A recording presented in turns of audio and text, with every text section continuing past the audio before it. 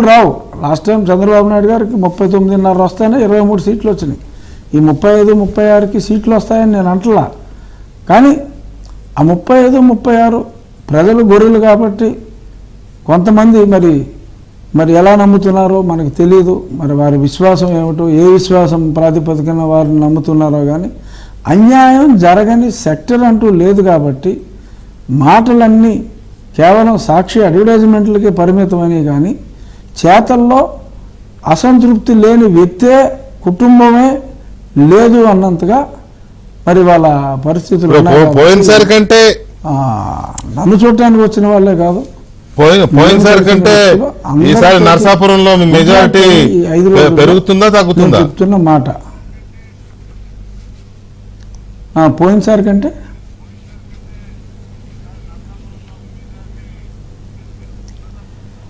అంటే వెంకటకృష్ణ గారు ఇక్కడ సింపుల్ క్యాల్కులేషన్ చెప్తా. నరసాపురంలో లాస్ట్ టైం నాకు ట్రయాంగులర్ ఫైట్లో తెలుగుదేశం కన్నా 32,909 అనగా 33,000 అనుకోండి, 33,000 ఓట్లు మెజారిటీ వచ్చింది. అప్పుడే జనసేన తెలుగుదేశం ఓట్లు కలిపితే నాకన్నా 2,20,000 చిల్లర ఓట్లు ఎక్కువ ఉన్నాయి. సో అప్పటి జగన్మోహన్ రెడ్డి ఎంత స్ట్రాంగ్గా ఉన్నాడో అలాగే ఉన్నాడు అనుకుంటే, తెలుగుదేశం జనసేనకి ఓట్లు ఏమీ పెరగలేదు అనుకుంటే కూడా 2,20,000 ఓట్ల డిఫరెన్స్ ఉంది. సో కాబట్టి ఆ 2,20,000 ఓట్ల డిఫరెన్స్ని నేను మెయింటైన్ చేసుకోగలిగితే చాలు. But I will try to improve it further allot. But 220 అనేది గడిచిన లెక్క. రైట్. ఆ లెక్క షర్మిల గారి అబ్బాయి ఎంగేజ్మెంట్లో అన్నా చెల్లెళ్ళ ఎరమొహం పెరమొహం ఎపిసోడ్తో పాటు సుప్రీంకోర్టులో జగన్మోహన్ రెడ్డికి సంబంధించిన బెయిల్ రద్దు చేయాలని మీరు వేసిన ఈ పిటిషన్ మీద ఇవాళ జరిగిన విచారణ, ఆ సందర్భంగా జరిపిన వాదోపవాదాలు, ఆ వాదోపవాదాలను డీకోడ్ చేస్తే మనకి ఏమర్థమవుతుంది? మెయిన్ టాపిక్లోకి వెళ్లే ముందు నిన్న షర్మిల గారి అబ్బాయి ఎంగేజ్మెంట్ అయింది కదా, మీరు అబ్జర్వ్ చేసే ఉంటారు. జగన్మోహన్ రెడ్డి గారు రావడము, అక్కడ జరిగిన ఇది కొంచెం ఎడమొహం పెడమొహం ఇదంతా, దాని మీద మీ అబ్జర్వేషన్ ఏంటి? ఏమనిపించింది? అంటే డెఫినెట్గా హ్యూజ్ గ్యాప్ ఉన్నమాట నిజం, అందులో ఎటువంటి సందేహం లేదు. మరి గతంలో మరి బ్రదర్ అనిల్ అండ్ షర్మిల తనకు కలవడానికి వెళ్ళినప్పుడు కూడా వారు కలిసి కూర్చున్న సమయం కేవలం 6 నిమిషాలు. I have the first hand information. So నిన్న అంటే తప్పదు కాబట్టి రావాల్సి వచ్చినట్టుగా ఉంది. మరి ఆవిడ చూపులు కూడా, చెల్లి చూపులు కూడా ఎందుకు వచ్చాడు అన్నట్టు, మరి అతను బాగోదు కాబట్టి వచ్చినట్టు అనిపించింది చూసిన వాళ్ళకి. అంటే ఇద్దరిలోనూ ఆ ఇబ్బంది కనపడింది. దురదృష్టం, ఏదన్నా రాజకీయాలు పార్టీలు ఎలా ఉన్నా మరి ఆప్యాయతగా ఉండవలసిన తరుణం అది. బట్ ఆ డిస్కంఫర్ట్ ఇద్దరిలోనూ కనపడింది. రైట్. ఇక మనం సుప్రీంకోర్టు విషయానికి వస్తే, మీరు ఏ పిటిషన్ కోసమైతే 3rd డిగ్రీకి గురయ్యారో, ఏ పిటిషన్ కోసమైతే చావు అంచుల దాకా వెళ్ళి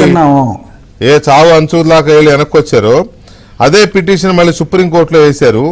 ఇవాళ దాని మీద జరిగిన ఆర్గ్యుమెంట్స్ జరిగినాయి కదా, ఆర్గ్యుమెంట్స్ మీద ఎట్ ఎ గ్లాన్స్ ఏమనిపించింది? అంటే డెఫినెట్గా అంటే వాళ్ళు యోధానుయోధుల్ని, అంటే Mukul Rohatgi is former attorney general, Ranjit Kumar former solicitor general, అలాగే రాజ్యసభ సభ్యుడు ఎస్ నిరంజన్ రెడ్డి గారు, వీళ్ళు ముగ్గురు జగన్మోహన్ రెడ్డికి వ్యక్తిగతంగా ఉన్నారు. అలాగే వీళ్ళు ముగ్గురు ఫిజికల్గా కోర్టుకు వచ్చారు. వర్చువల్గా ఆయన తుషార్ మేహతా గారు సాలిసిటర్ జనరల్ ఆఫ్ ఇండియా, నార్మల్గా సిబిఐని రిప్రజెంట్ చేయడానికి వాళ్ళ ఏఎస్జీ కానీ లేదంటే సిబిఐ కౌన్సిల్స్ ఉంటారు. నార్మల్గా ఏఎస్జీ రావచ్చు పెద్ద కేసుల్లో, బట్ సాలిసిటర్ జనరల్ రేర్గా అపీర్ అవుతారు. మరి ఆయన కూడా మరి ఒక 5 నిమిషాల ముందే కేసు మొదలవడానికి స్క్రీన్ మీదకి ఆయన కూడా వచ్చారు. మరి వారు కూడా వీళ్ళ వాదన్నే మరి కాస్త అటు ఇటుగా కొంచెం గట్టిగానే సమర్థించారు. బెయిల్ రద్దు చేయమని వీళ్ళు అడిగితే అది నెంబర్ 2 జడ్జి గారు దాన్ని పట్టించుకోలేదు, అన్నీ కలిపి వింటా అన్నారు. ఇది కాక వాళ్ళ డిలే గురించి మరి ఇంత డిలే అయింది అంటే ఆయన ముందు కోర్టు మార్చడానికి ఇట్ మే ఫర్దర్ డిలే కాబట్టి కోర్టు మార్చడానికి okay I don't agree, but ఇంత ఆలస్యం ఎస్పెషల్లీ ఇది వీళ్ళు డిశ్చార్జ్ పిటిషన్ 10 సంవత్సరాల పాటు డిశ్చార్జ్ పిటిషన్స్ నడవటం అంటే అది చాలా ఆశ్చర్యంగా ఉంది.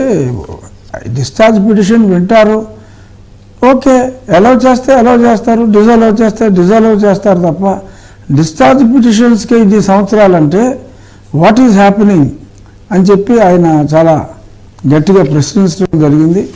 దానికి వీళ్ళు ఏంటంటే క్యామోఫ్లాజ్ ఎలా చేశారంటే రీసెంట్గా సుప్రీంకోర్టు కూడా త్వరగా క్లియర్ చేయాలి అని చెప్పిన తర్వాత హైకోర్ట్స్ అన్నీ కూడా ఆ కన్సర్న్ కోర్ట్స్కి తొందరగా చేయమని చెప్పి చెప్పడం జరిగింది. సో హైకోర్టు చెప్పిన దాన్ని గౌరవిస్తూ మనం ఒక మూడు నెలల గడువు ఇవ్వండి, ఈ 3 నెలల్లో ఆ కోర్ట్స్ కరెక్ట్గా ఫాస్ట్గా యాక్షన్ తీసుకోకపోతే అప్పుడు ఏం చేయాలన్నది మీరు ఆలోచించవచ్చు. సో ఈ 3 నెలల్లో హైకోర్టుని ఆల్మోస్ట్ యాజ్ గుడ్ యాజ్ హైకోర్టుని గౌరవిస్తూ వాళ్ళకి సమయం ఇద్దామని చెప్పి వీళ్ళు ముందుగానే ప్లాన్ చేసినట్టుగా ఉన్నారు. వాళ్ళు అడగటం, సో అది హైకోర్టు డెఫినెట్గా హైకోర్టుని గౌరవించవలసిన అవసరం, అది కూడా కాన్స్టిట్యూషన్ కోర్టు. 3 నెలల తర్వాత విచారణకు వచ్చేసి ఆ టైంకి రాష్ట్రంలో పరిస్థితులు మారిపోయే అవకాశం ఉంది కదా, ఎన్నికలు అయిపోతే అధికారాలు డెఫినెట్గా అప్పటికి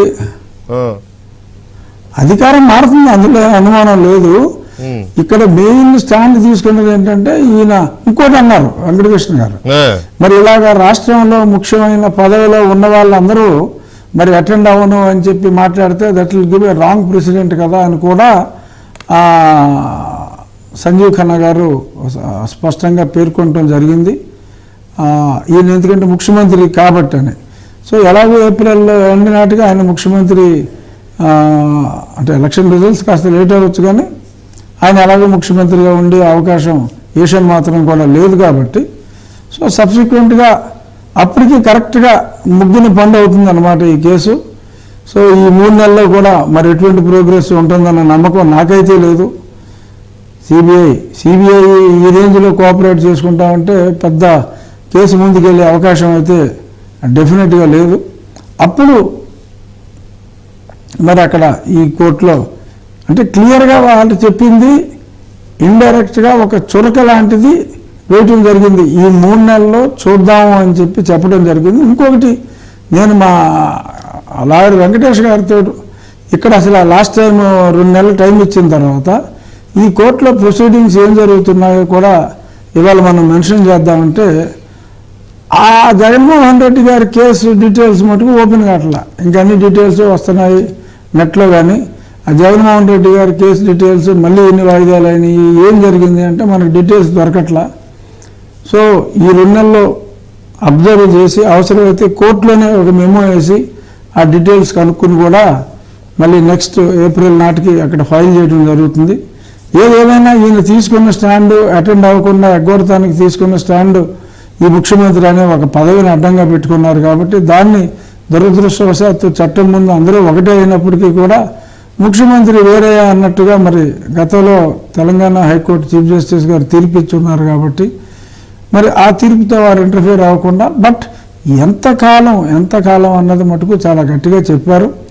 సో కాబట్టి తెలంగాణ సిబిఐ కోర్టు డెఫినెట్గా దీన్ని ఒక సూచనలాగా కాకుండా ఒక చురుగ్గా భావించి మరి కాస్త స్పీడప్ చేస్తే అట్లీస్ట్ ఆ డిశ్చార్జ్ పిటిషన్స్ని మరి కేసు వేగవంతమయ్యే అవకాశం ఉంది.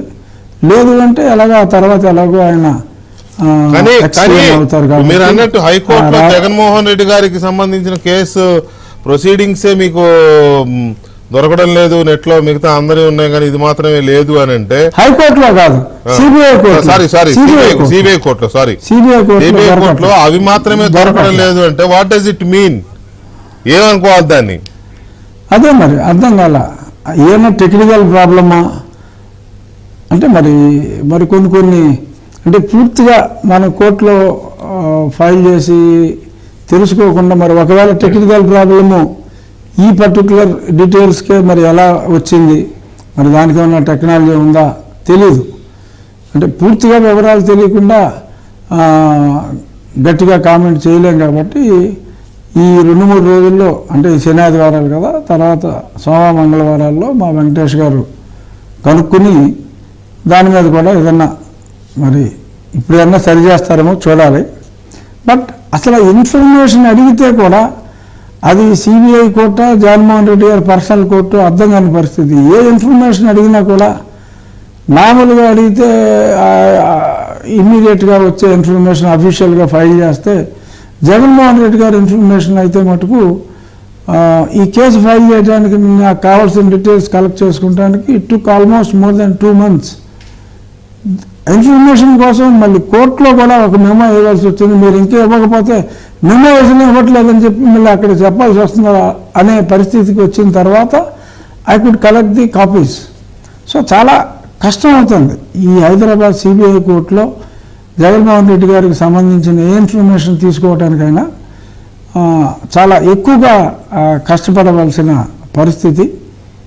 మరి అది యాదృచ్ఛికమని అన్నాం, మరి అది డెఫినెట్గా అంటే మీ ఇప్పుడు ఏం జరుగుతుంది కాదు, ఏం జరుగుతుంది అనుకుంటున్నారు మీరు? ఎందుకు అంటే ఇప్పుడు ఏప్రిల్కు వాయిదా వేశారు.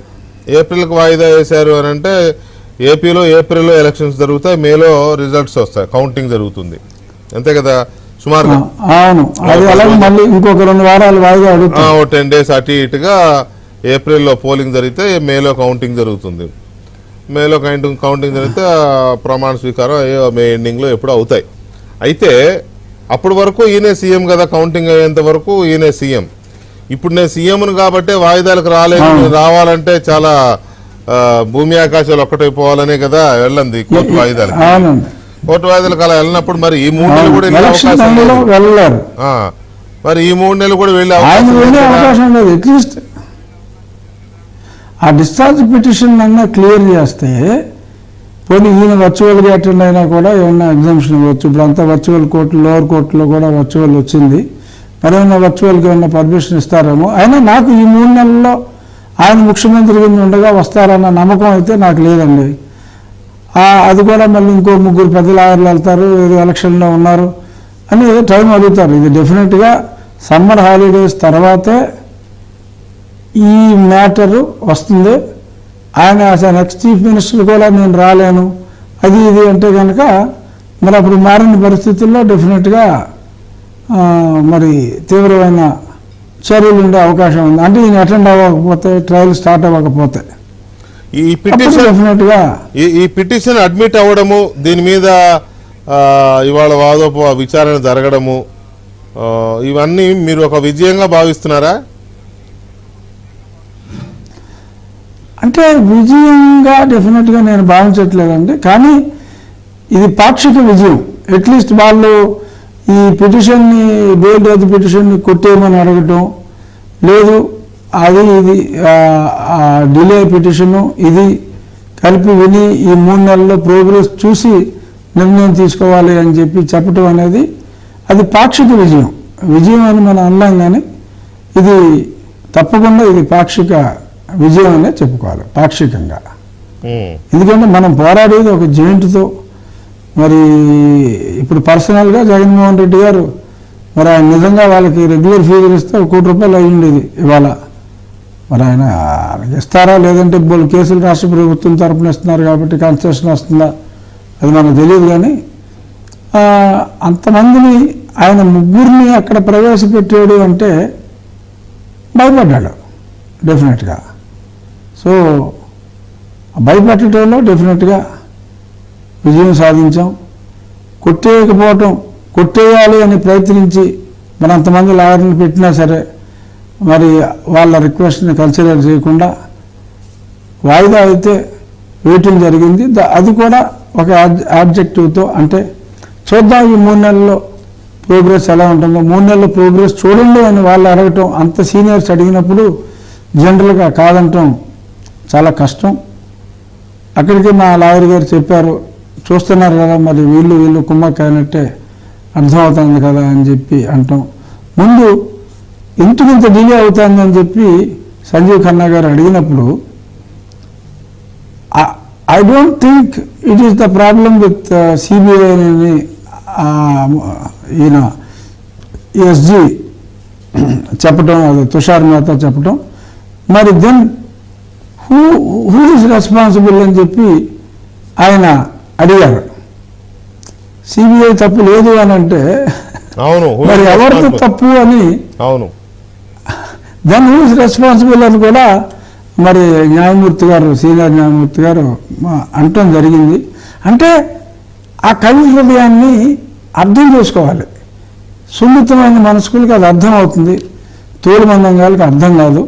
బట్ ఎందుకంటే అంతకు మించి మరి ఇంత సీనియర్స్ ఉన్నప్పుడు అంతకన్నా సటిల్గా చెప్పటం కష్టం. సో కాబట్టి డెఫినెట్గా ఇది పాక్షిక విజయం అనే. అందుకే సిబిఐ ఈజ్ నాట్ రెస్పాన్సిబుల్ అని తుషార్ మెహతా గారు అంటే జడ్జి గారు, మరి దెన్ హూ ఈజ్ రెస్పాన్సిబుల్ అన్నారంటేనే అక్కడ మీరు అన్నారు. నేను అందుకనే దీన్ని డీకోడ్ చేస్తే ఏమర్థమైందనే ప్రశ్న, నా ఫస్ట్ ప్రశ్న అదే. రెండవది దీంట్లో నేను ఇవాళ నాకు ఇచ్చిన ప్రోమోలో కూడా జగన్మోహన్ రెడ్డి గారి కేసుల విచారణలో జరుగుతున్న ఆలస్యం పైన సుప్రీం దృష్టి పెట్టిందా, సుప్రీం దృష్టి పడిందా అనే ఇది వాడడానికి కూడా గల కారణం కూడా అదే. సో అవునండి, చాలా స్పష్టంగా కొంత సంవత్సరాలు ఏంటని చెప్పి అన్నారు ఆయన. డెఫినెట్గా ఆయన ఆశ్చర్యపోయారు, ఏంటిది 10 సంవత్సరాల డిశ్చార్జ్ పిటిషన్లకి ఇన్ని సంవత్సరాలా అని ఆయన చాలా గట్టిగానే అడిగారు. దానికి వీళ్ళ దగ్గర సమాధానం లేదు. ఆ పెద్ద లాయర్లు కాకుండా ఆర్డినరీ లాయర్లు వచ్చి ఉంటే ఎగిరిపోయారు. Just because of the weight of Mukul Rohatgi and Ranjit Kumar ఆగింది కేసు. మా కోడి పందాల్లో బాగా మేపు మీద ఉన్న పందెం అయితే చిన్న చిన్న కత్తిపోట్లు తగిలినా అది నిలబడుతుంది కోడి. అలాగా ఈ పెద్ద పందెం కోడిని పెట్టేటప్పటికి కొంచెం వాళ్ళకి డెఫినెట్గా రెస్పెక్ట్ ఉంటుంది సుప్రీంకోర్టులో. కేవలం కేసు బలంతో కాదు, న్యాయవాదుల బలంతో ఇవాళ వాయిదా వేయించుకోగలిగారని చెప్పి చెప్పుకోవచ్చు. అయితే ఇక్కడ సిబిఐ అండ్ జగన్మోహన్ రెడ్డి కుమ్మక్కయ్యారని ఒక రకంగా మీ తరఫు ఎస్టాబ్లిష్ చేశారు, క్లియర్గా ఆరోపించడం కాదు, లేకపోతే ఆర్గ్యూ చేయడం కాదు, ఎస్టాబ్లిష్ చేశారు. దానికి తగ్గట్టే ఆయన తుషార్ మెహతా గారు చెప్పింది కరెక్టే అని అనడం కూడా దానికి కొంత యాడ్ ఆన్ అయినట్టుగా కనబడుతుంది కదా. దీని మీద ఏంటి మూడ్ ఆఫ్ ది కోర్ట్ ఏంటి దీని మీద? అంటే ఆయన అప్పుడు మీరు ఆ వీడియో చూస్తే ఓ నవ్వునేవాడు ఆయన. అంటే నాకు అర్థమైంది ఏంటంటే, నాకు అర్థమైందిలే అని చెప్పి ఆయన నవ్వినట్టుగా నాకు అనిపించింది. బట్ సీనియర్స్ కాబట్టి ఫార్మర్ సోలిసిటర్ అటార్నీ జనరల్ అంటే it's not an ordinary post, it's constitution post కాబట్టి వాళ్ళ మీద గౌరవంతో ఈయన చెప్పాల్సింది చెప్పి వదిలేశారు. కాబట్టి ఇప్పుడు కనీసం ఏదో కాస్త ప్రోగ్రెస్ ఉన్నట్టుగా ఏదన్నా చూపించే ప్రయత్నం అయితే జరుగుతుందేమో అని నా భావన. సో న్యాయవాది గారు ఎలిగేషన్ అనేది ప్రాక్టికల్గా అక్కడ సిచ్యువేషన్ చూసి చెప్పడం జరిగింది కరెక్ట్ సందర్భంలో. ఇందాక మనం ఇక్కడ కూడా చూసాం కదా, మీ ఇష్టం అండి, మీరు ఏ నిర్ణయం తీసుకుంటే ఆ నిర్ణయం ఓకే అని చెప్పి అంటాం. మరి అది కాక ఈయన అసలు కోర్టుకు రావక్కర్లేదు అని అంటే లోవర్ కోర్టులో వ్యతిరేకించిన సిబిఐ హైకోర్టుకు వచ్చేటప్పటికి పెద్దగా అబ్జెక్ట్ చేయలే.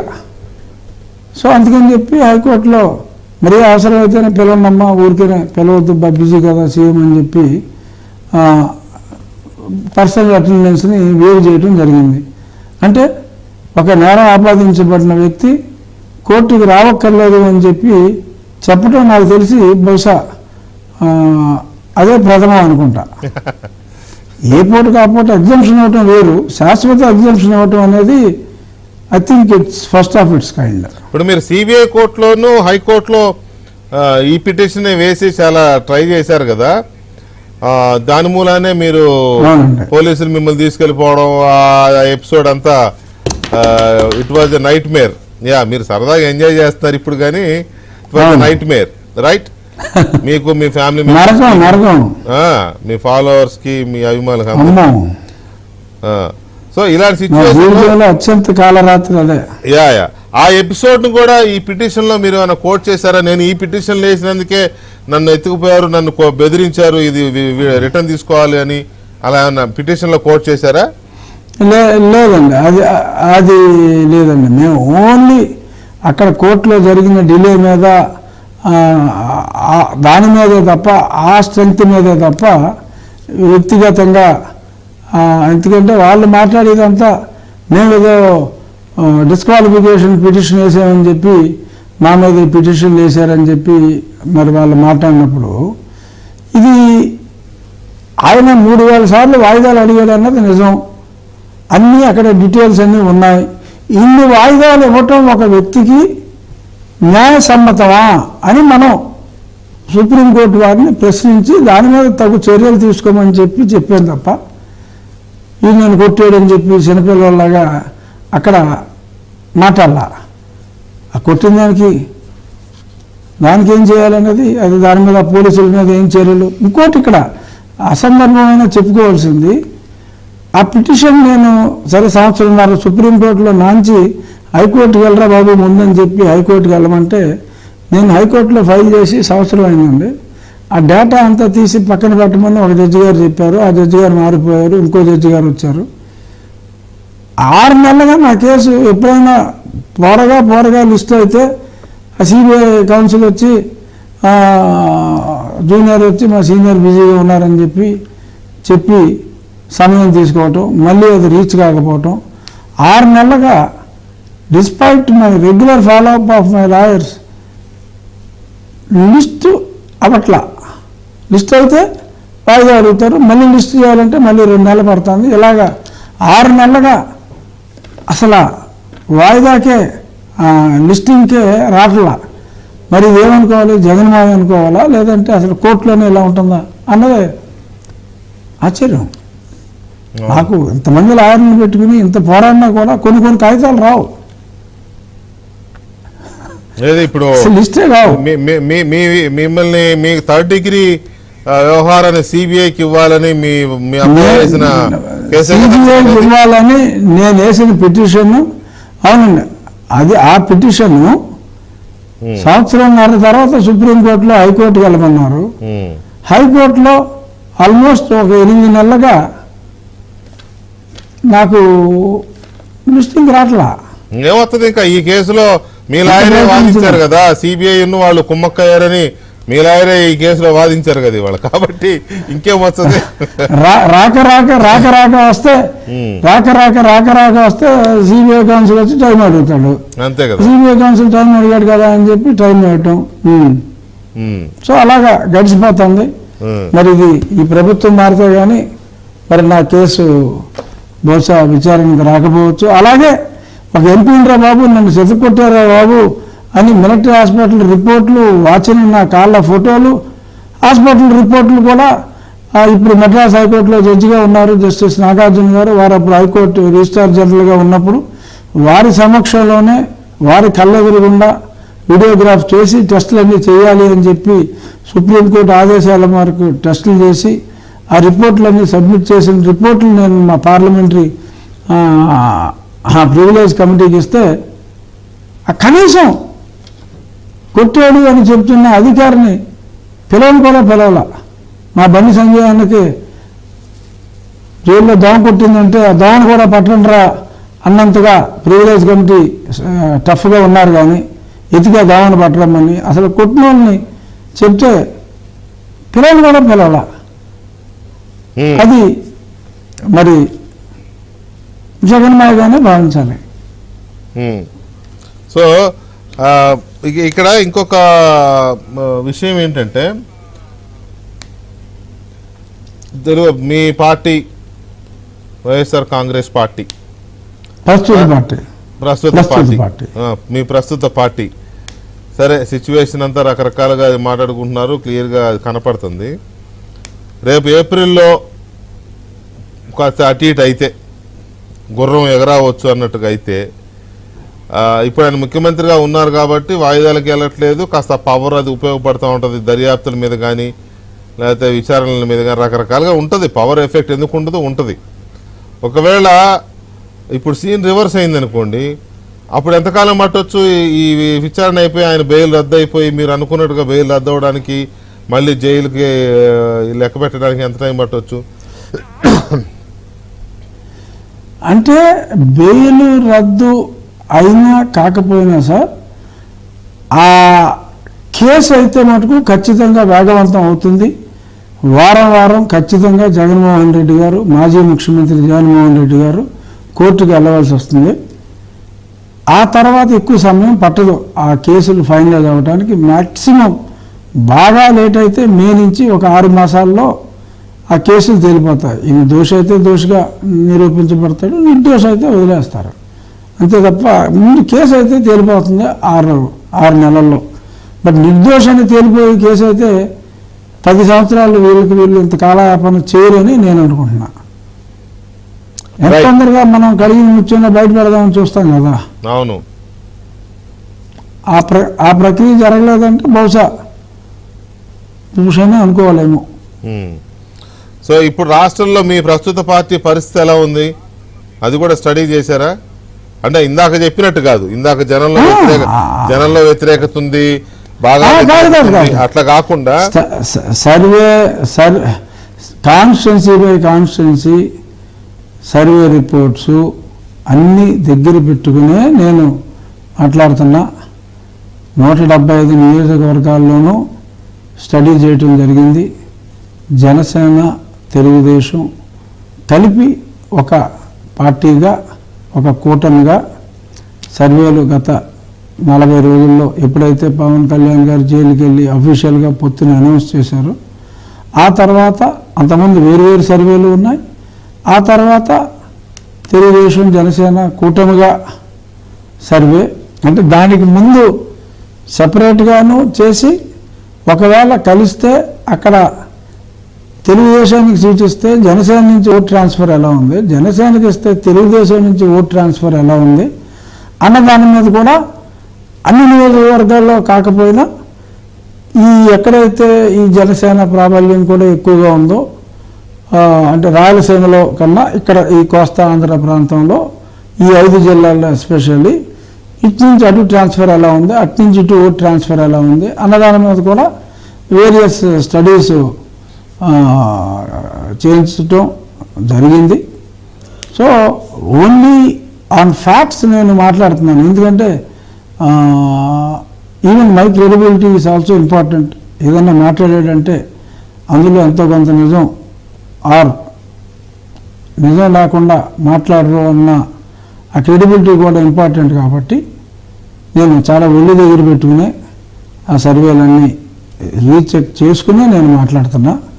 దాని ప్రకారం ఇవాళన్న పరిస్థితుల్లో 135 సీట్లు అయితే ఖచ్చితంగా ఈ కూటమికి వస్తాయి. అది హయ్యర్ లైనా లోయర్ లైనా? అంటే ఈ టఫ్ సీట్లలో ఇటు ఎడ్జ్ ఉన్నది ఇటు, అటు ఎడ్జ్ ఉన్నది అటు తీసుకుని యాక్చువల్గా అయితే ఇవాళ ఖచ్చితంగా వైసీపీ గెలిచే సీట్లు అరౌండ్ 20-22 ఉన్నాయండి ఖచ్చితంగా గెలిచే సీట్లు. టీడీపీ ఖచ్చితంగా గెలిచే సీట్లు ఒక I think maybe around 116 to 120 ఖచ్చితంగా గెలిచే సీట్లు ఉన్నాయి. ఆ మిగిలిన సీట్లని కొంచెం ఎడ్జ్ ఉంటే అలా తీసుకుంటే మనకి ఒక 20 మ్యాక్సిమం 40 స్థానాలకి వైఎస్ఆర్ కాంగ్రెస్ వెళ్ళే అవకాశం ఉంది. అందుకని నేను 135 అని చెప్తున్నా. బట్ ఆ టఫ్గా ఉన్న సీట్లలో అంటే రేపు షర్మిల ప్రభావం కనీసం ఒక 5-6% అన్నా ఉంటే, అంటే కొంతమంది కాంగ్రెస్ నాయకులు నేను ఎప్పుడూ ఆ మధ్యన ఒక 5-6% షర్మిల ప్రభావం వలన ఒక పర్టికులర్ సెక్టర్ నుంచి ఓట్ షేర్ ట్రాన్స్ఫర్ అవుతుందంటే, మరి కొంతమంది నాకు ఫోన్ చేసి ఏంటండి మీరు అలాగే 5-6% అని మాట్లాడటం చాలా అవమానకరంగా ఉంది, కనీసం మేము ఒక 15% అన్నా మేము తెచ్చుకోగలమని అన్నారు. అది నేను ఎవరన్నారో పెద్ద నాయకుడే నాకు ఫోన్ చేసి చెప్పింది, ఆయన పేరు నేను రివీల్ చేయలేను. కానీ అయినప్పటికీ ఒక 5% తీసుకుంటే ఆ 20 ఖచ్చితమైన సీట్లలో కూడా ఒక 3-4 తగ్గే అవకాశం ఉంది. ఖచ్చితంగా ఉన్న 20లో ఆ పైన ఎలాగో పోతాయి. వాళ్ళు నిజంగా 5-6% నేను ఊహించినట్టు 5-6 తెచ్చుకోగలిగిన ఆ కాంగ్రెస్ నాయకుడు పెద్ద నాయకుడు ఊహించినట్టు జరిగితే చాలా షాకింగ్గా ఉంటుంది. అది నేను అసలు కన్సిడరేషన్లోకి తీసుకోవట్లా. ఖచ్చితంగా బ్రదర్ అనిల్ గట్టిగా తిరిగితే, ఎందుకంటే ముస్లిం ఓట్స్ కూడా కాంగ్రెస్ పార్టీకి యాజ్ ఎ పార్టీ పోలరైజ్ అయినాయి. Christian votes because of Sharmila and Anil కొంత మారితే that result would be telling blow. ఇంకా తర్వాత కోమా అండ్ పెరాలసిస్లోకి ఇంకా మళ్ళీ మాట్లాడటానికి కూడా ఏముండదు, ఇంకా అటు ఇటు వంకలు పెడతానికి కూడా ఇంకేం ఉండదు. It will be big shock. అయితే కోమాలో గెలిపోయి ఇప్పుడున్న సిచ్యువేషన్ చూస్తూ ఉంటే, ఎందుకండి ఎమ్మెల్యేలు మామూలుగా రావడానికి క్యూ కడతారు, పోవడానికి క్యూ కట్టారు. ఎమ్మెల్యేలు కాదు, ఇప్పుడు ఎంపీలు ఆల్రెడీ ఒక ఆయన కర్నూలు ఎంపీ గారు రిజైన్ మొన్న ఎప్పుడో చేశాడు. ఇవాళ ఇంకొక ఎంపీ బందర్ ఎంపీ బాలశౌరి గారు ఆయన పవన్ కళ్యాణ్ కలిసి రిజైన్ చేస్తానని చెప్పడం మీడియాకి చెప్పడం ఇదైపోయింది. అంటే ఇంకో 4-5 ఎంపీలు కనపడతారు. ఏంటి ఎందుకు ఇలాగా? ఇది యాక్చువల్గా అయితే మీరన్న ఇప్పుడు 2 ఎంపీల్లో ఒక ఎంపీ నాకు తెలిసి 4 నెలల క్రితమే ఆయన మాట్లాడుకుని వెళ్ళిపోవడానికి రంగం ఎప్పుడో సిద్ధం చేసుకున్నాడు. సో దానికి ఏంటంటే ఇప్పుడు ఏదో ఆ వంక ఈ వంక పెట్టి ఎక్స్క్యూజ్లు వెతుక్కున్నారు. అంటే 4 నెలల క్రితం ఎందుకంటే అప్పుడే అర్థమైపోయింది అతనికి పోతాందిరా బాబు అని, ఓడిపోతున్నామని చెప్పి అర్థమైపోయి ఎప్పుడైతే ఈ పొత్తు అవుతుంది అన్న అంచనాకు వచ్చారో అప్పుడే ఇందాక మీరు చెప్పిన 2 పేర్లలో ఒక పేరు, స్పెసిఫిక్గా పేరు చెప్పడం బాగోదు కాబట్టి మీడియాలో, ఆ 2 పేర్లలో ఒక పేరు ముందే సెట్ చేసుకుని మరి ఆయన వెళ్ళిపోవడం జరిగింది. వాళ్ళు ఇప్పుడు నన్ను అలాగ అవమానించారు ఇలాగ అవమానించారు అంటే కొంచెం ఎబ్బెట్టుగా ఉంటుంది. 30 రోజుల క్రితం ముద్దెట్టేసుకున్న వాళ్ళు ఇప్పుడు విడిపోయి మరి అలాగ మాట్లాడతాం అంటే పార్టీ ఎంత దిగజారిపోయిందంటానికి ఒక ఎగ్జాంపుల్గా మనం చూసుకోవచ్చు. మీరు యూట్యూబ్ బ్రూటస్ అని చెప్పి వినుంటారు కదా. అవును. అది పాపం మా జగన్మోహన్ రెడ్డి గారికి అది ఒకటి పెద్ద షాకు. ఇనీషియల్గా నేను చెప్పే మంచిని అతి చెడుగా వర్ణించిన ఒక మహానుభావుడు ఆ బ్రూటస్ అన్నమాట. ఇప్పుడు ఎన్నిదండిగా ఉండి కేకులు తెలిపించుకుని అన్నీ చేసి నిన్నగాక మొన్న కూడా కేకులు తెలిపించేసి మరి ఇప్పుడు సడన్గా ఆడు తిట్టాడే ఆడికి కొట్టాడే అని చెప్పి అమ్మకు కంప్లైంట్ చేసినట్టు మరి వెళ్ళిపోవటం కొంచెం అంటే నేను ఇప్పుడు 4 ఏళ్ళ క్రితం విభేదించాను వెంకటకృష్ణ గారు. 4.5 ఏళ్ళ క్రితం ఆల్మోస్ట్ నేను విభేదించింది. అది ఫస్ట్ స్టార్ట్ అయింది ఎక్కడంటే మీ ఇంటర్వ్యూలోనే. అవును. మీ AP 24/7 ఇంటర్వ్యూలో ఆయన్ని మన పెద్ద ఆయన స్పీకర్ కోడెల శివప్రసాదరావు గారిని నేను గట్టిగా సమర్థించా, అలా మాట్లాడుతున్న తప్పు వ్యక్తిని అని చెప్పి అక్కడ స్టార్ట్ అయింది. అది ఇప్పుడు నేను ఎంపీ అయిన 2 నెలలకే, అది ఎంపీ అయిన 2 నెలలకే అలా మాట్లాడతాం కుదరదంటే రే నేను మాట్లాడింది కరెక్టు, మీరెవరు నాకు చెప్పడానికి అన్న దగ్గర స్లోగా మొదలైంది. సో నేను నా అన్న మాటగా నేను నిలబడి ఉన్నా, అంతేగాని ఇప్పుడు 50 నిమిషాలు నేను కారణం అని తేల్చారు మీరు. లేదు లేదు లేదు, 3rd డిగ్రీకి నేను వేసిన బెయిల్ పిటిషనే కారణం. ఎందుకంటే నన్ను కొట్టేటప్పుడు అతిపెద్ద బూత్ వాడి జగన్మోహన్ రెడ్డి గారు బెయిల్ క్యాన్సిల్ చేయాలరా నా కే అని చెప్పి చెత్తకొట్టారు నా కేలు. సో దానికి మీరు కారణం కానే కాదు, దానికి నేను వేసిన పిటిషనే కారణం. కానీ నేను చెప్పొచ్చేది ఏంటంటే నా పదవితో సహా అన్ని పదవులు, ఎక్కడా లేని పదవులు అనుభవించిన వాళ్ళు కూడా పాపం జగన్మోహన్ రెడ్డిని వదిలేస్తున్నారు అంటే కొంచెం జారేస్తుంది, బాధ లేదు కానీ జారేస్తుంది. అరే ఎలాంటి వాడిని నమ్ముకున్నారా అని చెప్పి కొంచెం జారైతే కలిగింది నాకు జగన్మోహన్ రెడ్డి మీద. మరి ఆ పరిస్థితిలో జగన్మోహన్ రెడ్డి మరి ఆ క్యారెక్టర్ ఏంటి జూలియస్ సీజర్ అయితే డెఫినెట్గా యూట్యూబ్ బ్రోటర్స్ కాదు, యూట్యూబ్ అంటే చాలా మంది పొడుస్తారు అప్పటికే చాలా మంది పొడుస్తారు. మిగిలిన వాళ్ళు ముందు వెళ్ళిపోయిన వాళ్ళు వాళ్ళు వెళ్ళి లేకపోతే కోటారెడ్డి గారన్నా ఇంకొకరిని అనుకుంటే వాళ్ళు కోపంగా పొడిచారు అనుకోవచ్చు. కానీ ఆ పొడిచిన తర్వాత సేద తెరచడానికి ఒకటి దగ్గరికి వెళ్తే ఆడు పొడుస్తాడు, ఆడు బ్రోటర్స్ అనమాట. సో ఆ బ్రోటర్స్ ఎవరో నేను మీకు చెప్పను, మీకు అర్థమైతే అది వేరే విషయం. మీకెందుకు అర్థం కాదు, తెలివైన వాళ్ళు. సో ఆ బ్రోటర్స్ తప్పకే జగన్మోహన్ రెడ్డి గారు డెఫినెట్గా అందరూ వెళ్ళిపోయిన బాధ వేరు, కానీ ఆ బ్రోటర్స్ దెబ్బ స్ట్రాంగ్. రైట్. ఎనీవే ఫైనల్గా ఒక మాట చెప్పండి. ఇది ఒక పెద్ద, అంటే నేను గందరగోళం అనే మాట వాడను కానీ వేళ ఇంకా సందిగ్ధమే ఉంది. ఈ పొత్తుకు సంబంధించి టీడీపీ జనసేనతో బీజేపీ కలుస్తుందా లేదా, ఏదో చెప్తున్నారు బీజేపీ ఆల్రెడీ 5 సీట్లు ఫైనల్ చేసుకున్నారు, ఈ రెండింటితో మాట్లాడారు. అరకు రాజమండ్రి ఏలూరు మీద వదిలేశారంటలే, మీద నరసాపురం టీడీపీకి వదిలేశారంట. అరకు రాజమండ్రి ఏలూరు అండ్ రాజంపేట తిరుపతి ఒంగోలులో ఏదో ఒకటి అంటున్నారు, ఇంకా క్లారిటీ లేదు. మొత్తం మీద పొత్తు ఉంది అని కొంతమంది, లేదు బీజేపీ వాళ్ళే ఓపెన్గా కొంతమంది అయితే మాటలు చెప్తున్నారండి.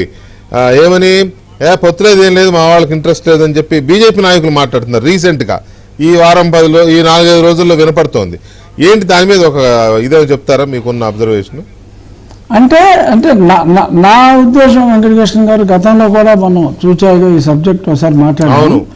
అంటే పవన్ కళ్యాణ్ గారు ఎన్డీఏలో భాగస్వామిగా ఉన్నారు కనుక ప్రస్తుతానికైతే పొత్తు ఉందనే అనుకోవాలి. అన్లెస్ రేపు పవన్ కళ్యాణ్ గారు నేను ఎన్డీఏ నుంచి బయటకు వస్తున్నాను అంటే పొత్తు లేదని అర్థం.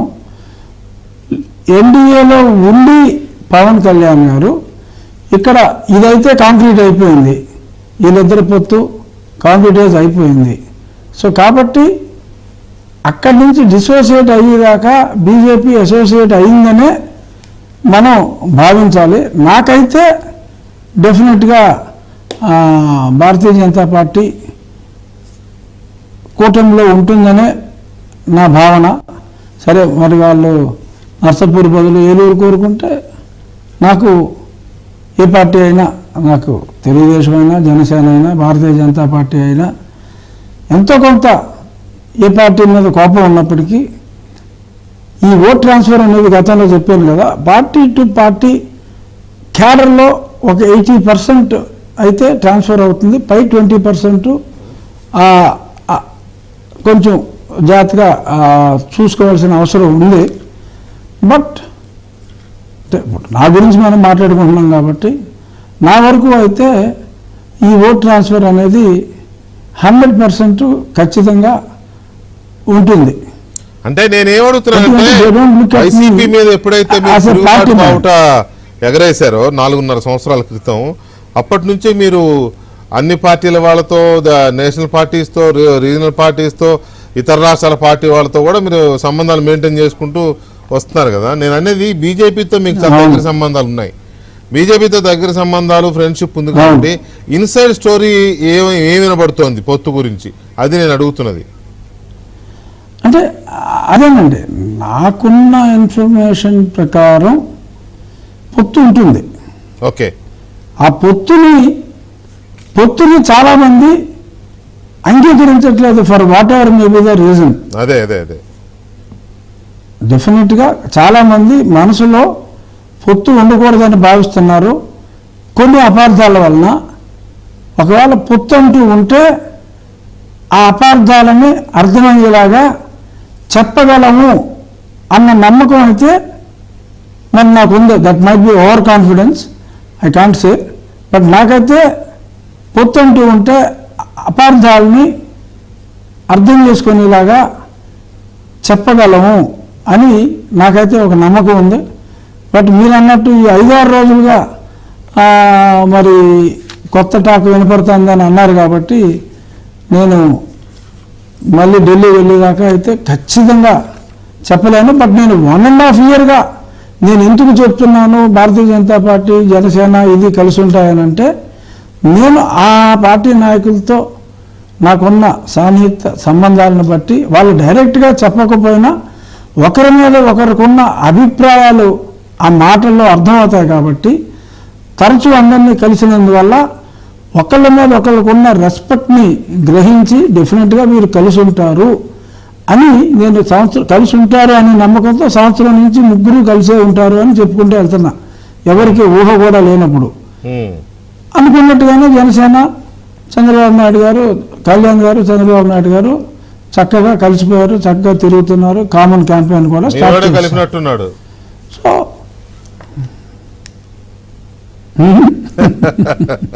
అంటే మావాడు ఒక క్యాటలిస్ట్ లాగా అసలు నీ ఆస్తి నువ్వు తాకట్టు పెట్టుకుంటానికి లేదని చెప్పి అంటున్నారు బ్యాంకర్లు. మరి అసలు కంఫర్టబుల్గా ఉన్న వాళ్ళు అతి తక్కువ శాతం, ఏ కేటగిరీ అయినా తీసుకోండి, లిక్కర్ తాగే వాళ్ళు సపోజ్ 30% ఉన్నారనుకోండి, వాళ్ళందరూ గోళ, వాళ్ళ జేబుకి చిల్లు, ఒంటికి చిల్లు, ఏది ఆ క్వాలిటీతో ఒంటికి చిల్లు, రేటుతో జేబుకి చిల్లు. అలా ఈ కేటగిరీ ఆ కేటగిరీ లేదు, అసలు మొత్తం అందరినీ విధ్వంసం చేసి ఇంట్లో కరెంట్ ఉన్నోడికి మరి వాళ్ళకి కూడా మరి 3 రెట్లు అలాగే బిల్స్ పెరిగిపోయినాయి. అసలు కంఫర్టబుల్గా ఉన్నది ఎవడు, ఓటు వేసేది ఎవడు అని ఆలోచిస్తే అసలు చాలా దారుణంగా, అంటే సర్వేల్లో ఇంకా 35-36% అతనికి ఎలా వస్తుంది, నిజంగా ప్రజల్లోకి వెళ్ళి మాట్లాడితే ఆ 35 కూడా రావడానికి వీల్లేదు. అఫ్కోర్స్ 35 వస్తే సీట్లు రావు. లాస్ట్ టైం చంద్రబాబు నాయుడు గారికి 39.5 వస్తేనే 23 సీట్లు వచ్చినాయి. ఈ 35-36కి సీట్లు వస్తాయని నేను అంటలా. కానీ ఆ 35-36 ప్రజలు గొర్రెలు కాబట్టి కొంతమంది మరి ఎలా నమ్ముతున్నారో మనకు తెలియదు. మరి వారి విశ్వాసం ఏమిటో, ఏ విశ్వాసం ప్రాతిపదికన వారిని నమ్ముతున్నారో. కానీ అన్యాయం జరగని సెక్టర్ అంటూ లేదు కాబట్టి మాటలన్నీ కేవలం సాక్షి అడ్వర్టైజ్మెంట్లకి పరిమితమని, కానీ చేతల్లో అసంతృప్తి లేని వ్యక్తే, కుటుంబమే లేదు అన్నంతగా మరి వాళ్ళ పరిస్థితులు పోయినసారి కంటే నన్ను చూడటానికి వచ్చిన వాళ్ళే కాదు, పోయినసారి కంటే ఈసారి నరసాపురంలో మెజారిటీ పెరుగుతుందా తగ్గుతుందా చెప్తున్న మాట. పోయినసారి కంటే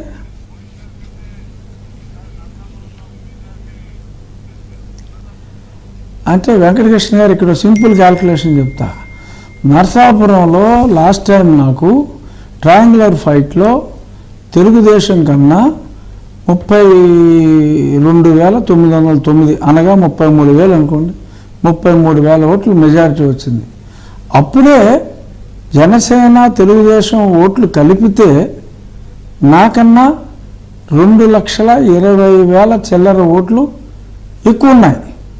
సో అప్పటి జగన్మోహన్ రెడ్డి ఎంత స్ట్రాంగ్గా ఉన్నాడో అలాగే ఉన్నాడు అనుకుంటే, తెలుగుదేశం జనసేనకి ఓట్లేమి పెరగలేదు అనుకుంటే కూడా 2,20,000 ఓట్ల డిఫరెన్స్ ఉంది. సో కాబట్టి ఆ 2,20,000 ఓట్ల డిఫరెన్స్ని నేను మెయింటైన్ చేసుకోగలిగితే చాలు. But I will try to improve it okay further allot. Okay but 220 అనేది గడిచిన లెక్క. రైట్. ఆ లెక్క షర్మిల గారి అబ్బాయి ఎంగేజ్మెంట్ లో అన్నా చెల్లెళ్ళ ఎరమొహం పెరమొహం ఎపిసోడ్ తో పాటు సుప్రీంకోర్టులో జగన్మోహన్ రెడ్డికి సంబంధించిన బెయిల్ రద్దు చేయాలని మీరు వేసిన ఈ పిటిషన్ మీద ఇవాళ జరిగిన విచారణ, ఆ సందర్భంగా జరిపిన వాదోపవాదాలు, ఆ వాదోపవాదాలను డీకోడ్ చేస్తే మనకి ఏమర్థమవుతుంది? మెయిన్ టాపిక్ లోకి వెళ్లే ముందు నిన్న